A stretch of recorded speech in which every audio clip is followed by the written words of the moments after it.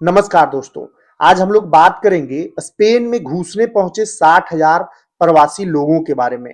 आप पिक्चर के माध्यम से देख रहे हैं कि लोग कैसे स्पेन के शहर स्वीटा में इंटर कर रहे हैं। आपको पिक्चर में दिख रहा होगा कि बाउंड्री के माध्यम से एक सकरा रास्ता से लोग जो है वो फान करके शहर में इंटर कर रहे हैं। अब आप समझिए कि स्वीटा शहर स्पेन का है, लेकिन वो ज्योग्राफिकली कहाँ है? तो आपको 7 कॉन्टिनेंट है, उसमें यूरोप एक कॉन्टिनेंट है और दूसरा अफ्रीका भी है। तो अफ्रीका का बाउंड्री लाइन में स्वीटा शहर पड़ता है, जो स्पेन के कंट्रोल में है। मोरक्को से मात्र 8 किलोमीटर की दूरी पर यह शहर स्थित है और स्वीटा जो है वो स्पेन स्पेन का कंट्रोल में है, लेकिन वो अफ्रीका में पड़ता है।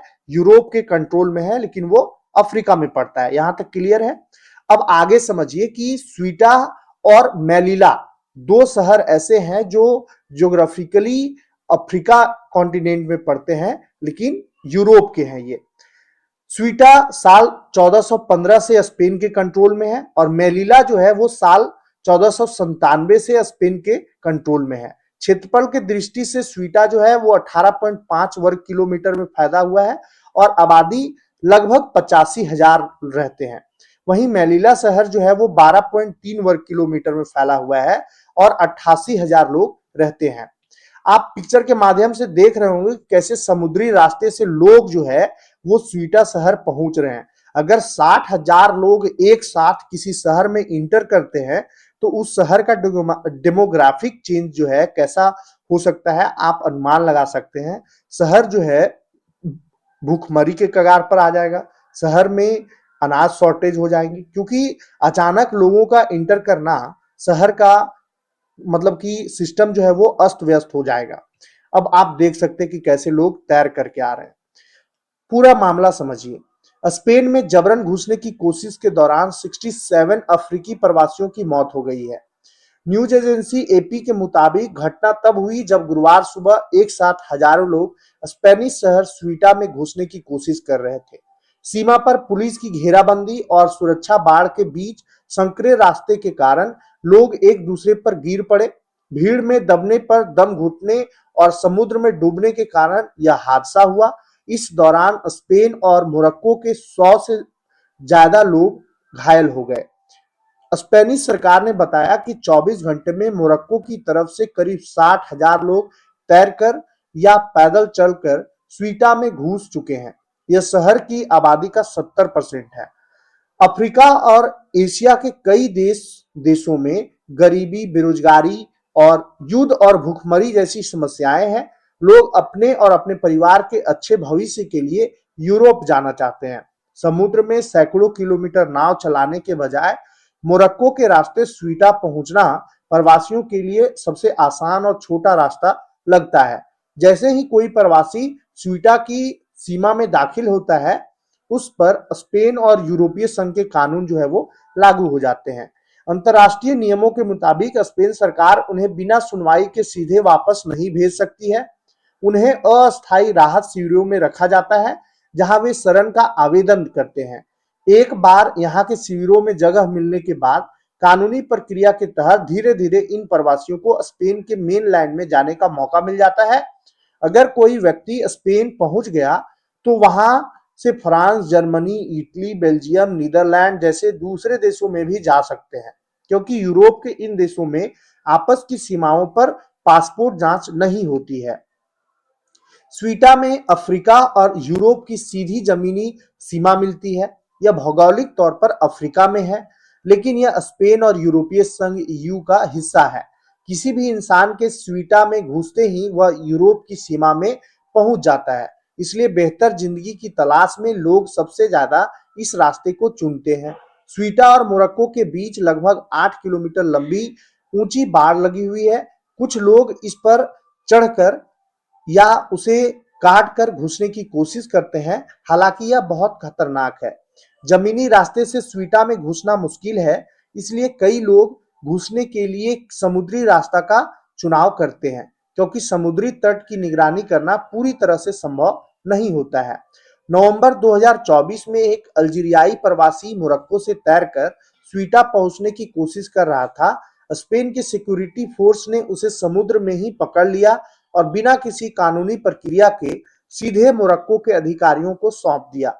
मोरक्को पहुंचने के बाद प्रवासी ने अपने वकीलों के जरिए स्पेन की अदालत में इसे चुनौती दी। उसका कहना था कि उसके मामले की कानूनी जांच नहीं की गई है, उसे शरण मांगने का मौका नहीं दिया गया और बिना सुनवाई के उसे वापस भेज दिया गया।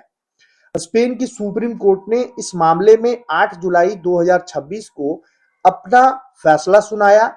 कोर्ट ने कहा कि बिना कानूनी प्रक्रिया के सिर्फ उन लोगों को भेजा जाए जो सीमा पर लगी बाड़ फांद कर घुसने की कोशिश करें। कोर्ट के मुताबिक अगर कोई समुद्र के रास्ते स्पेन की सीमा में घुस जाए तो बिना सुनवाई के तुरंत वापस नहीं भेजा जा सकता, उन्हें कानूनी प्रक्रिया का अधिकार मिलेगा। दरअसल स्पेन के इमिग्रेशन लॉ में लिखा हुआ है कि सिर्फ उन्हीं लोगों को वापस भेजा जा सकता है जो बॉर्डर पर लगी सुरक्षा रुकावटों को पार करने की कोशिश करते हैं। समुद्र के रास्ते आने वाले प्रवासी इस श्रेणी में नहीं आते हैं। इस फैसले के बाद समुद्र के रास्ते स्वीटा पहुंचने वाले प्रवासियों की संख्या अचानक ही बढ़ गई। रिपोर्ट्स के मुताबिक मानव तस्करी नेटवर्क ने इस कानूनी बदलाव को भुनाया। उन्होंने लोगों में यह मैसेज पहुंचा दिया कि अब स्पेन की पुलिस उन्हें पानी में पकड़कर तुरंत वापस नहीं ढकेल सकती और इस तरह से प्रवासी जो है वो स्पेन पहुंचने लगे। स्पेन सरकार के अधिकारी फर्नांडो रोड्रिगेज ने कहा कि शुरुआती अनुमान के मुताबिक हजारों लोग स्वीटा में घुस आए हैं। हालात को देखते हुए स्पेन सरकार ने सीमा पर सुरक्षा बढ़ा दी है। सेना की अतिरिक्त टुकड़ियां तैनात की गई है। हवाई और नौसैनिक निगरानी भी बढ़ाई गई है। समुद्र के रास्ते आने वाले प्रवासियों पर नजर रखने के लिए गोताखोरों की टीमों को भी तैनात किया गया है। वहीं यूरोपीय संघ ईयू ने भी स्पेन की मदद की पेशकश की है। कुछ एक्सपर्ट्स का मानना है कि मोरक्को की सुरक्षा एजेंसियों ने शुरुआत में सख्ती नहीं दिखाई। उनका कहना है कि सीमा तक पहुंचने वाले रास्तों पर पुलिस और सुरक्षा बल मौजूद थे, लेकिन बड़ी संख्या में लोगों को आगे बढ़ने से नहीं रोका गया। अगर शुरुआत में ही रोक दिया जाता तो इतनी बड़ी संख्या में लोग स्वीटा नहीं पहुंच पाते। उनका मानना है कि मोरक्को इस संकट का इस्तेमाल स्पेन पर राजनीतिक दबाव बनाने के लिए कर रहा है। मोरक्को पिछले 80 साल से स्वीटा और मेलिला पर अपना दावा करता रहा है, जबकि स्पेन इन दोनों शहरों को अपना अभिन्न हिस्सा मानता है और इस मुद्दे पर किसी तरह की बातचीत से इनकार करता है। मोरक्को को 1956 में स्पेन से आजादी मिली थी। हालांकि स्पेन ने स्वीटा और मेलिला को आजाद नहीं किया। मोरक्को का कहना है कि स्वीटा और मेलिला भी उसे वापस मिलने चाहिए। ये दोनों शहर अफ्रीकी महाद्वीप में है और मोरक्को का हिस्सा है। स्पेन का कहना है कि स्वीटा पर उसका कब्जा 350 साल से है, तब मोरक्को भी नहीं बना था। स्वीटा पर पुर्तगाल ने 1415 में कब्जा किया था और 1668 में पुर्तगाल ने इसे स्पेन को दे दिया था। अगर स्पेन स्वीटा क्यों नहीं छोड़ रहा है, तो इसमें पहला जो कारण है वो राजनीतिक। स्वीटा जिब्राल्टर स्ट्रेट के पास है, जहां से भूमध्य सागर और अटलांटिक महासागर के बीच आने जाने वाले जहाजों पर नजर रखी जा सकती है। दूसरा है राजनीतिक कारण, रणनीतिक और दूसरा है राजनीतिक। यदि स्पेन स्वीटा छोड़ देता है तो दूसरे शहर मेलिला पर भी दबाव बढ़ सकता है। इससे स्पेन के लिए बड़ा राजनीतिक और सुरक्षा संकट पैदा हो सकता है। और तीसरा है स्थानीय लोगों की इच्छा। स्वीटा के अधिकांश निवासी खुद को स्पेनिश मानते हैं। वे समृद्ध देश स्पेन के साथ ही रहना चाहते हैं और इस तरह से स्पेन में मोरक्को के लोग जो है वो घुस आए हैं और स्पेन के शहर स्वीटा में आए हैं। धन्यवाद।